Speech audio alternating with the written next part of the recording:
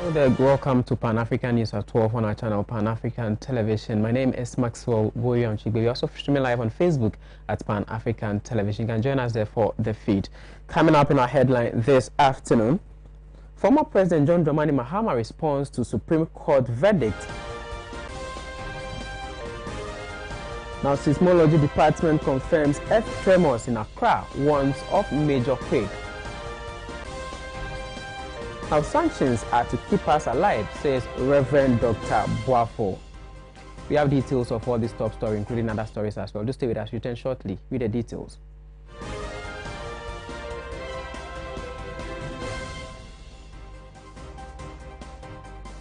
Despite the well-reasoned reliefs we sought, the apex court of our land has given a leeway for the Electoral Commission to go ahead with the exclusion of the existing voter identification card from the list of identification requirements for the registration for the register. My brothers and sisters, we're deeply disappointed and we strongly disagree with the court over this outcome, which has confounded many legal experts and indeed has thrown the whole country into a state of confusion. Our legal team is examining this decision even as we await the full reasons for this judgment.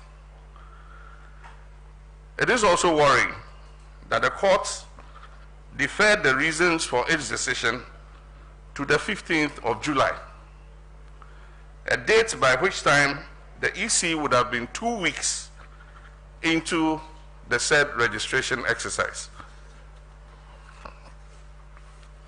My brothers and sisters, throughout its history, the NDC has stood strongly for an inclusive democracy.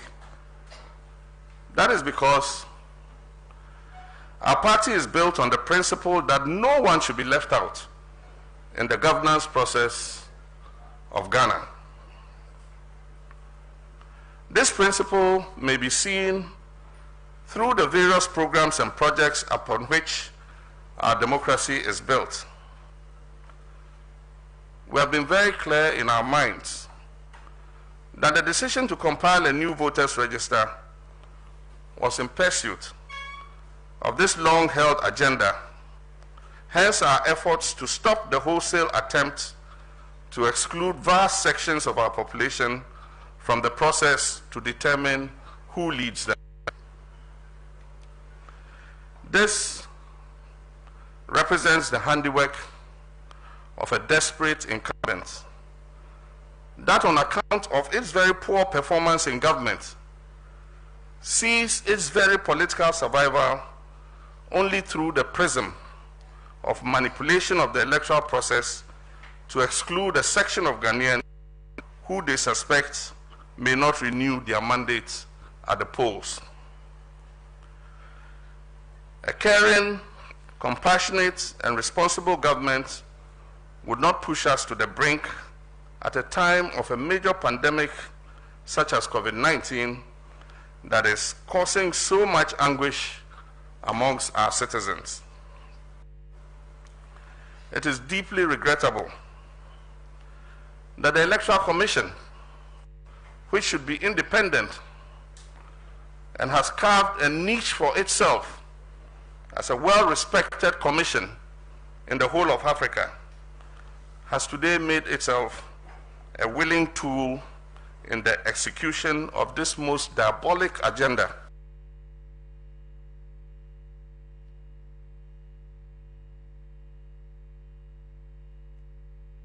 Away from that, the Ghana Geological Survey Authority has confirmed that many parts of Accra, Kumasi, Salt Pond were affected by 3 earth tremors on Wednesday night, saying the nature of the incident is an indication of an imminent major earthquake. Now, the tremors were made up of a foreshock which struck at 10:48 p.m. and measured 3.7 on the Richter scale. Then the main shock, which occurred at 10:54 p.m. and measured 4.2 on the Richter scale, followed by the latter, who also struck at 10:57 p.m. and also measured 3.5 on the Richter scale. George Yosin Vine has more.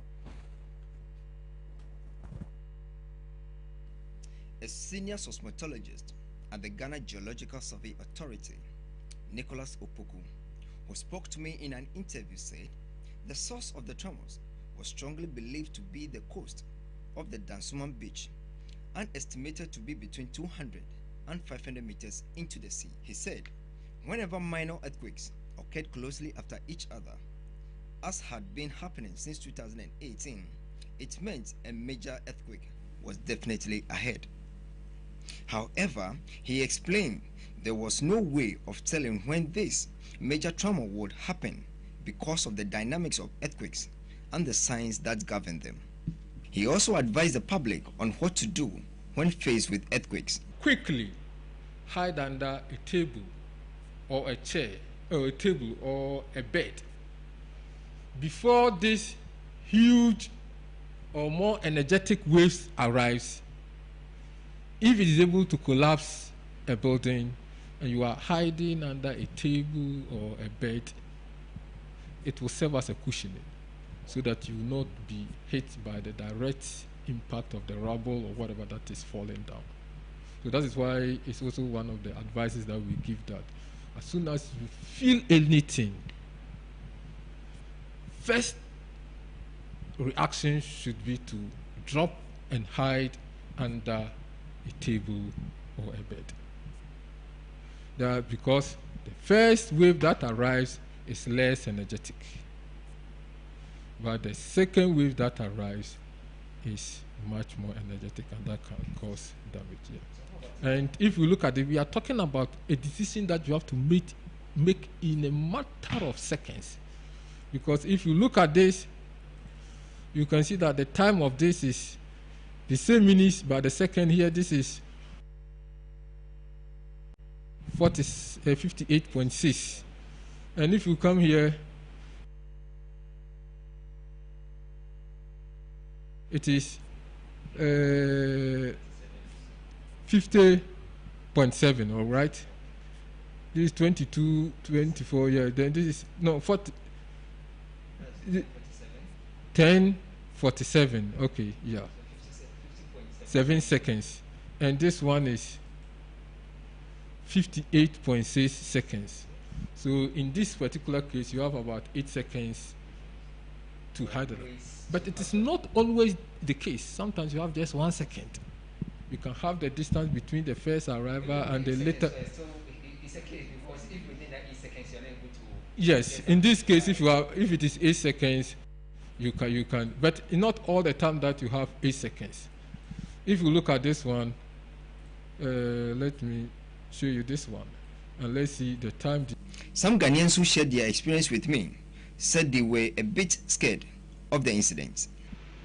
Actually, I was fast asleep, so I didn't notice. I just heard some sounds that was looking like a thunderstorm. It was hearing like a thunderstorm, so I just felt it was some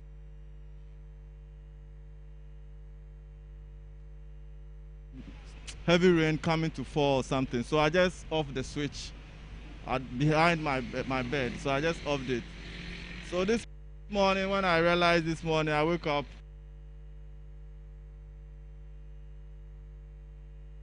going about, listening to radio. Before I heard the information that sound that I heard, that was a thunderstorm, was really this is an earth tremor that was happening. So it's like I didn't experience it that much, but as I heard the cracking sound, that was shaking like a thunderstorm. So it was just I was fast asleep. Yeah. But is it the first time you experienced it?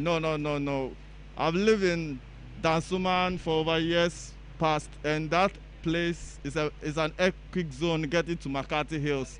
So that area, some happened some years back, about 10 years, 15 years ago. Yeah, I experienced it. It was quite serious than this very one. This one is a very slight one.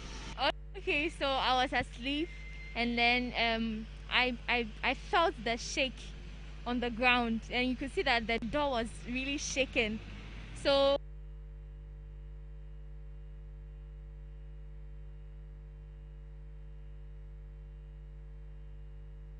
I experienced it for once, and then later on my friends were complaining about it, that earthquake. I didn't know what was happening. So I was there, and then it came again 4 times. Yes, the last one we all left the room. So my mom was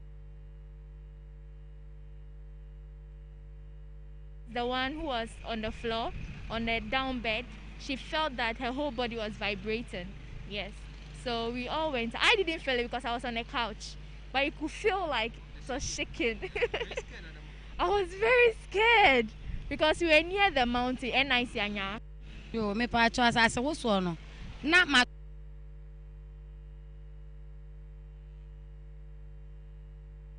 mountain and phantom na prako pa.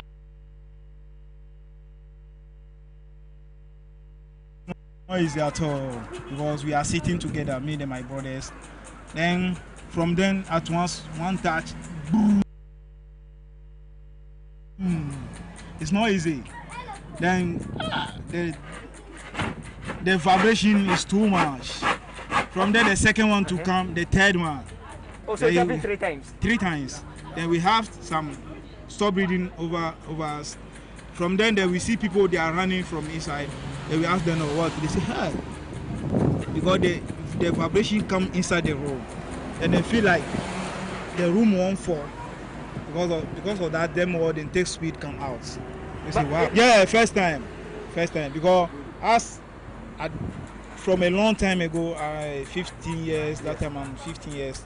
Then I feel the first one, it's not too much like yesterday one. Yesterday one is too much.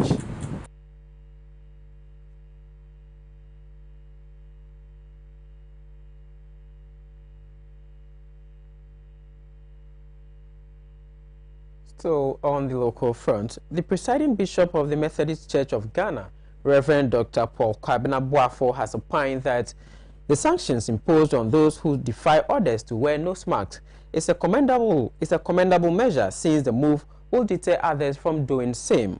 Now, he made the revelation in an interview at the headquarters of the church in Accra. The Methodist Church of Ghana is one of the biggest Orthodox churches in Ghana with presence in every region. The presiding bishop of the church explained to the media the steps the church has taken so far to open up the church. He praised Zoom Lion for disinfecting all their churches across the country and applauded authorities for enforcing the wearing of nose masks compulsory. Well, for that one, I know that the lawmakers knew what was right for us. Because in some instances, if these things are not brought to the fore, people seem to neglect. And this is about life. It is about our own good. And I know that it will not be punitive if you obey. If you obey, then you go scot-free. But if you don't and you want to kill yourself, as the government, they want to protect life. And that is what even the church stands for.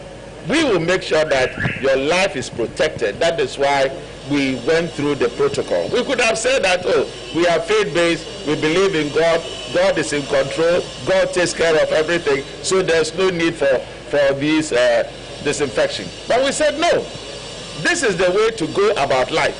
So let us follow it. And if you follow it, you will not be punished. Reverend, the bits where... Well, as I said, our lawmakers know what is right for us. If it is strong or harsh, all you need to do is to obey, and it will not be harsh for you. For me, that's how I'll put it. Because some of our people are so recalcitrant that they will not want to wear the mask. It is for your own life. So, for me, if what they will do will let people do it, let us go by it, and then we'll protect ourselves. If you wear it, you are having life. If you don't, then you are calling for death. And we don't want you to die. We want you alive. That is why. I will not say that it is harsh, but let us follow. If you follow it, it is not harsh. Okay. He also urged government to reconsider opening of the churches completely. In some way, I would say yes. In other sense too, it is not an open for all thing, even when we talk of the schools. It is those who are exiting who are going now. When it comes to the church, we believe that the number 100 was on the low side. If you take the formula for calculating the mass distancing, they should have looked at the rooms and then calculate it and tell us that, no, if you have this size of room, these are the numbers, observing the social distancing, these are the numbers that can come in. But they were also telling us that they were looking at their capacity to do the contact tracing if there should be a spike in the place, which we also understood. But I believe that looking at what the churches have done now, when it comes to the next address, the government is going to review what they have done for us. If you just tuned in, this is Pan-African News at 12 on our channel, Pan-African Television, reaching live from our studios here on 48 Sonika Street here in Accra, Ghana, West Africa. Going for a short breather. We'll return shortly. Do stay with us.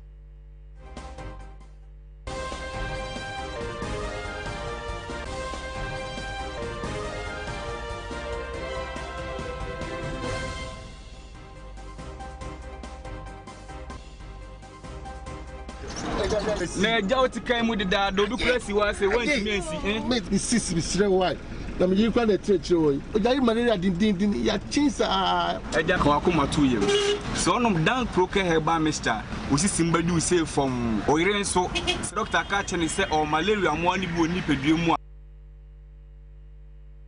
so onom dank antima x yare malaria ebe kokra obi wo honom a ne yem ye ne yanso a so nom dank gastro care herbal mixture ho beto dank phyto care herbal mixture koko ebe ye hu adwuma ma wapon waposo ho tutu dank extra care herbal mixture obenya hoden ne watimi anante make afo dank no nyina e de amamo na ebenya dwe nya bi we pharmacy shop ana herbal shop also pe dank nu a ye be ma obi acho mo number ye sen 0266593330 enroi oba pemfo oba ma akora nufo anya akora woni mfie du mienu ntime no FDA ahwehwɛ saa edwadie nkratoe mu agya atom sɛ ɛyɛ.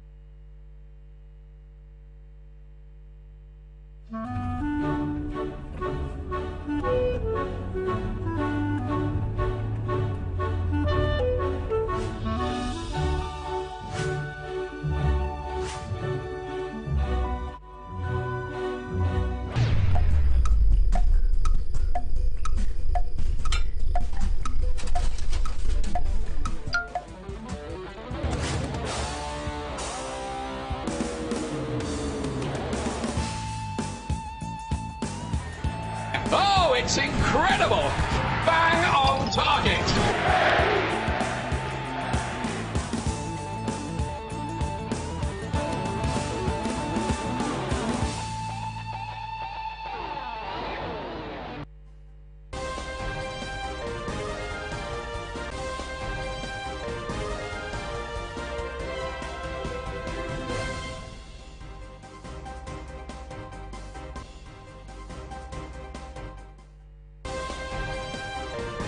Welcome back from the commercial break. And if you just tuned in, this is Pan-African News at 12 on Pan-African Television. Now to the rest of our local stories. Now, the burial of former Burundi President Pierre Nkurunziza will take place today in the administrative capital of Gitega.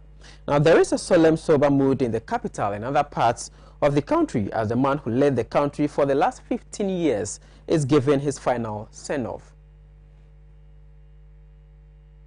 Has urged the public to line up along the road from Karushi Hospital, where he died, to Gitega Stadium for the last honors. Photos shared by the presidency in Tari Rushachi House show the presidential couple and widow Denise Bukumi present at the hospital where the remains of Nkurunziza was collected. The burial comes 18 days after the government reported the death of the 55-year-old cardiac arrest at the time he was preparing to hand over power to Everest in the Yeshimiye, who won an election in May. The funeral is taking place at the State in Goma, where the swearing-in of Indishimiye took place on June 18. The investiture was pushed forward to this man due to the death and going by the Constitutional Court directive.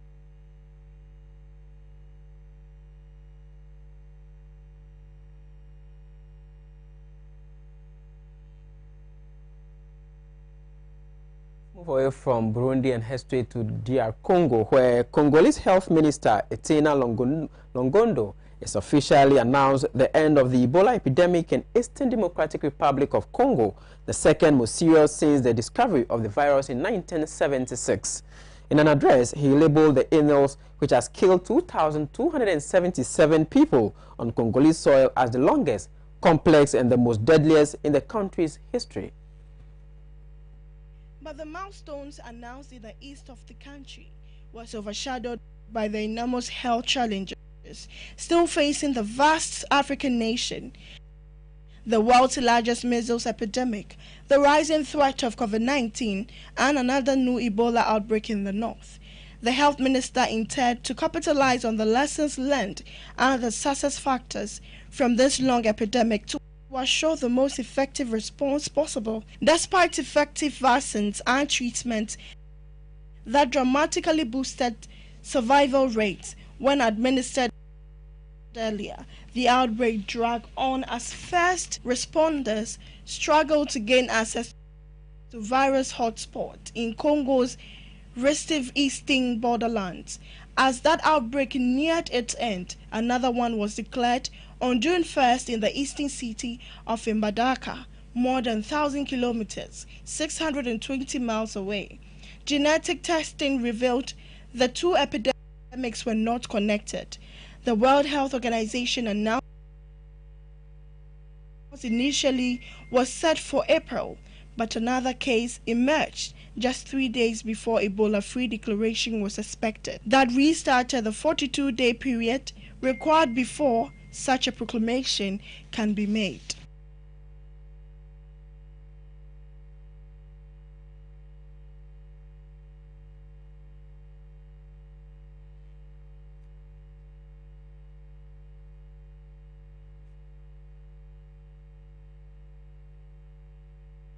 If you just tuned in, it's still live on Pan-African News at 12 here on our channel, Pan-African Television. We're crossing over to my colleague, George Yosin Viner, who is at the Ghana Port and Harbour Authority, who are launching a system to generate revenue and collection of revenue for that particular ministry. Hello, George, if you can hear me. What have you gathered so far? What is going on over there? The noise at the background, the noise at the background is too much. George, can you hear me? Hello, George. George, can you hear me? I can hear you very clearly.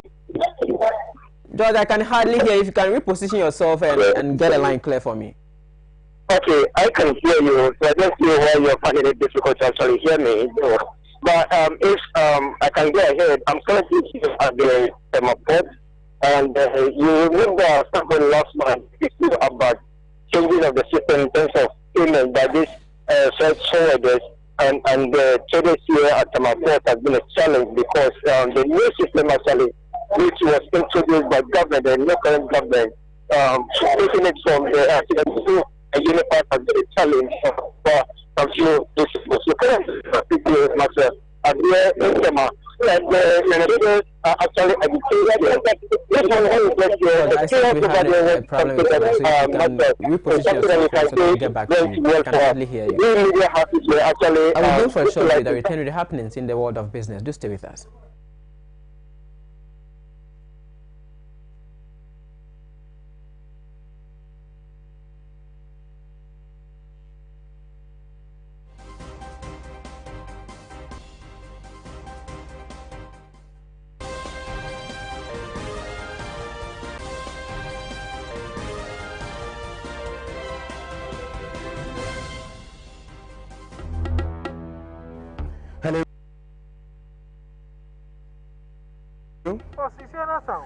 Why?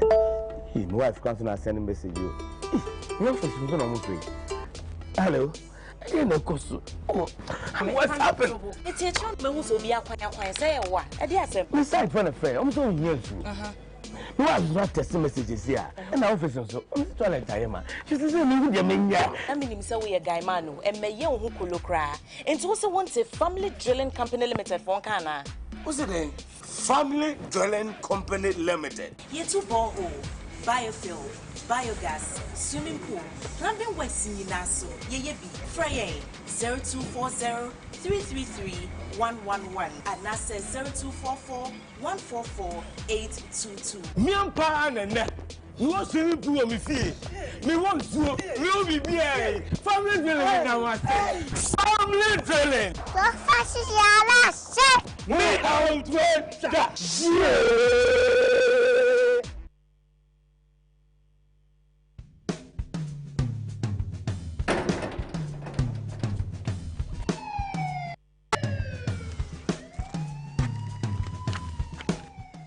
What's wrong? They took all my precious stuff.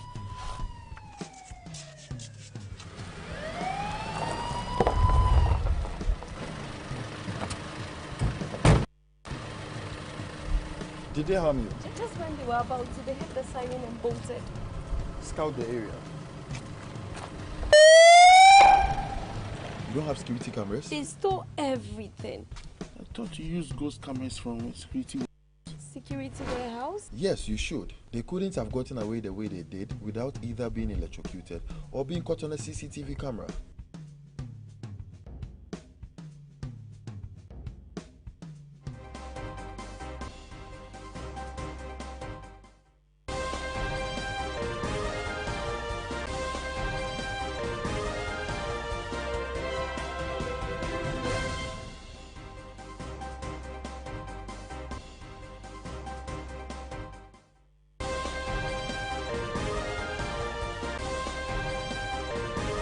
Sports things. Before we head straight into the world of business, my colleague George Yosinvina is back on the line. Let's find out more from him. George, you were saying something. Just continue from where you stopped. Hello, George. George, please, can you hear me? Yes, let's move away from that and head straight into the world of business this afternoon. Now, the exponential rise in the number of COVID-19 fatalities has bred fear and panic in spite of recoveries. Now, in spite of the exceedingly situation, government has announced plans to stem the spread of the disease. Addressing journalists at the news briefing, the trade and industry urged retail outlets and shopping malls to embrace the use of enhanced measures and mitigating the impact of the pandemic in the country. We have to regulate the number of customers who enter that retail outlet and shopping mall. And also, you are supposed to use floor markings inside the shopping areas to facilitate compliance with physical distancing. And also, you're supposed to introduce plexiglass barriers at the tills and counters as an additional level of protection for staff. In addition to that, we must encourage the use of digital payment systems which will limit the handling and use of cash. We must provide wipes or other forms of sanitization for customers to clean the handles of shopping trolleys and baskets. Or in place of that, you must assign specific staff who will disinfect the handles of shopping trolleys after each use. This pandemic might be living with us for a very long time. And so we have to start encouraging ourselves to use online and tele-shopping methods.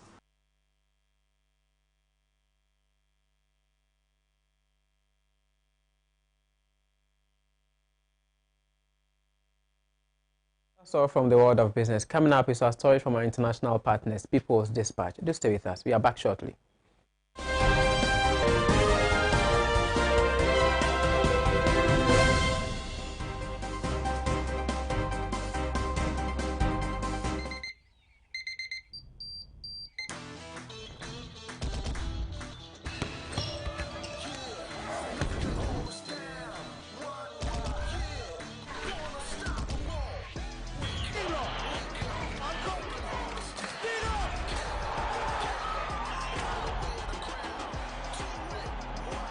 keeps us good day every day. Nestle, good food, good life. This advertisement has been vetted and approved by the FDA.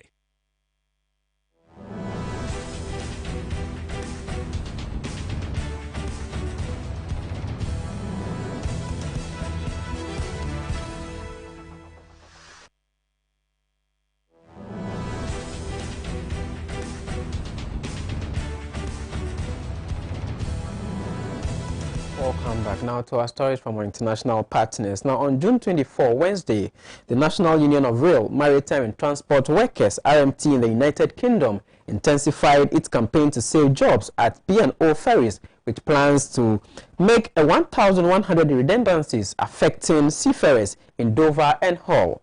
Now, P&O ferries, owned by Dubai-based logistic company DP World, transport people and goods along the Dover, Calais and Hull Rotterdam Rosersberg routes and also across the Irish Sea. RMT statement on Wednesday followed comments made by Grant Shapps, the UK Secretary of State for Transport. Shapps's comments were in response to a question by Grim Morris, a Parliamentary Select Committee member, regarding P&O Ferries' plan to retain its Filipino agency crew at the rate of £4.50 per hour. Shapps had stated that employing seafarers from abroad on lower pay instead of UK-based seafarers is in abidance with international maritime laws.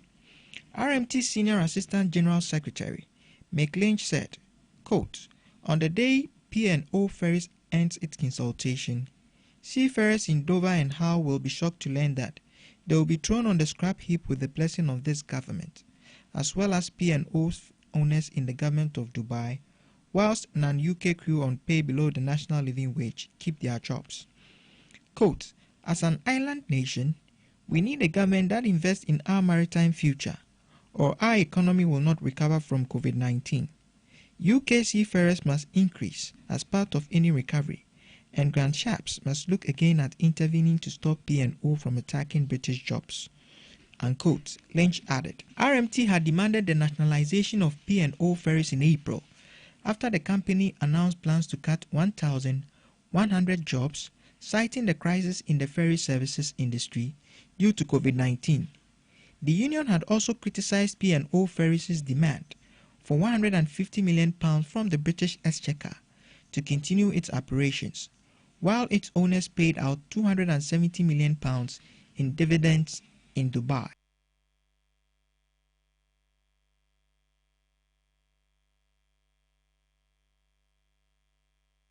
So on Dispatch Stories, the COVID-19 outbreak at a meat processing plant in Tony's Group in the German city of Gütersloh has sparked widespread outrage in the country. Now, as of June 24, around 1,500 people have been infected from the plant, which was closed when the outbreak was reported on June 17th. Which employs 6,500 people, mainly migrant workers, is run by Tony's, the largest meat processing firm in Germany. The authorities in North Rhine-Westphalia reimposed lockdown on Tuesday for the Gütersloh and Warendorf districts have tested around 300 employees of the plant. DW.com reported that Gütersloh Mayor Henning Schulz slammed the meat processor group Tony's Holding for the poor working conditions that led to the outbreak. Mayor told DW.com that, quote, "My feelings are somewhere between anger, sadness, and exhaustion. At the moment, we're giving the most human power we can put in to solve the situation," unquote. Quote, "I am angry with the company, Tony's. I am angry with the system behind it. I am angry with the system of subcontractors, which is totally intransparent," unquote, he added. Die Linke has accused that the incumbent Christian Democratic Union has received almost €174,000 from Tony's since 1998. This doesn't sound like much, but even small gifts get the friendship. In the case of the pig baron, the question arises as to what influence the money gifts have on the Christian Democratic Union. Strict regulations and controls must be ensured in the meat industry for the benefit of employees, added Die Linke. It has become evident that endless subcontracts have resulted in a situation of zero accountability for the employers over the working conditions in their factories, the plight of workers and their rights, etc. Widespread outrage across the country has forced Tony's to announce termination of subcontracts and ensuring of direct contracts and the creation of sufficient and adequate living space for the employees of the Tony's group. But Answer Zite has accused that, despite all these developments, the Tony's is refusing a collective agreement even to the company's own employees. As of June 25th, around 7,478 active COVID-19 cases were reported in Germany.